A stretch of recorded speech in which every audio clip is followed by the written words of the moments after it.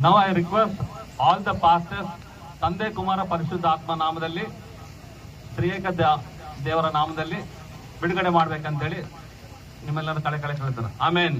Hallelujah. ಬೋಲೋ ಯೇಸು ಮಸೀಹ್. ಬೋಲೋ ಯೇಸು ಮಸೀಹ್.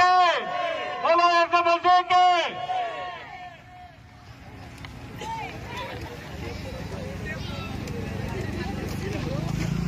ಆ ಪರಿಶುದ್ಧ ಆತ್ಮ ನನ್ನ ಜೀವಿತವೇ ನನ್ನ ಎಲ್ಲವೂ ನನ್ನ ರಕ್ಷಕ ನನ್ನ ರಕ್ಷಕನೇ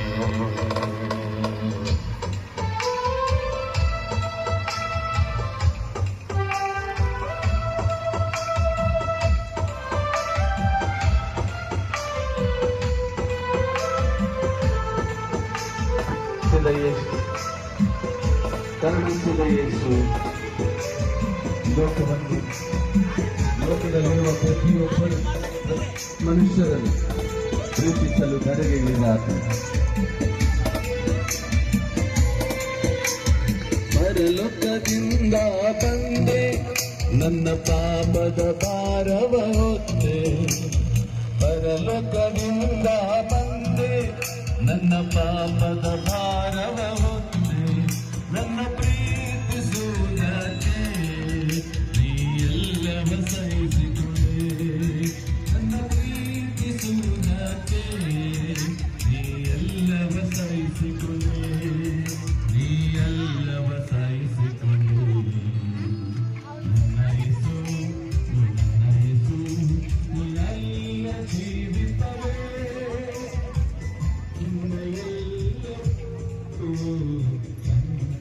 ರಕ್ಷಕನೇ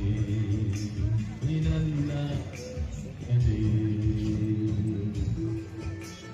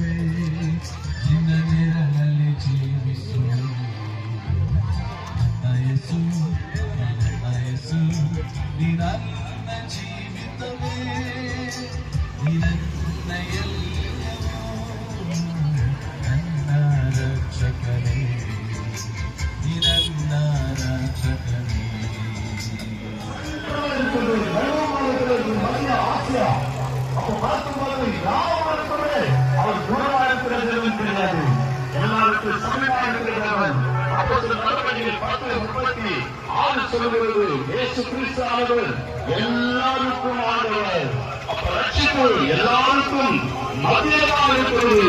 என்னை விசுவாசிக்கிறவன் மறித்தாலும் பிழைப்பான். பூமியில் இருக்கிறவர்கள் என்னை நோக்கி பார்த்து ரட்சித்து அடையுங்கள், பெறுங்கள் சொல்லுவர்.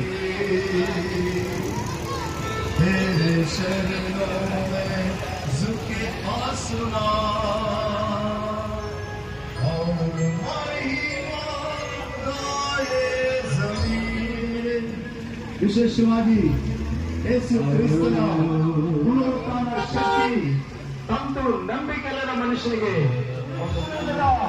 ಒಂದು ಜೀವನ. ಆದರೆ ಬೇರೆ ಗಮನಿಸಬೇಕು, ನಾವು ಈ ಶರೀರ ಧರಿಸಿಕೊಂಡಿದ್ದೇವೆ, ಇದು ಮಣ್ಣಿನ ಶರೀರ. ಈ ಮಣ್ಣಿನ ಶರೀರ ತಿರುಗಿ ಮಣ್ಣಿಗೆ ಸೇರುತ್ತದೆ. ಆದರೆ ನಮ್ಮ ಉಸಿರು ದೇವರು ತಂದಿರೋದು, ದೇವರು ಉಸಿರಿಗೆ ಸಾವಿಲ್ಲ. ಅದು ಇಲ್ಲದಿದ್ದರೆ ಸೇರಬೇಕು ದೇವಜನರೇ. ಹಾಗಾದರೆ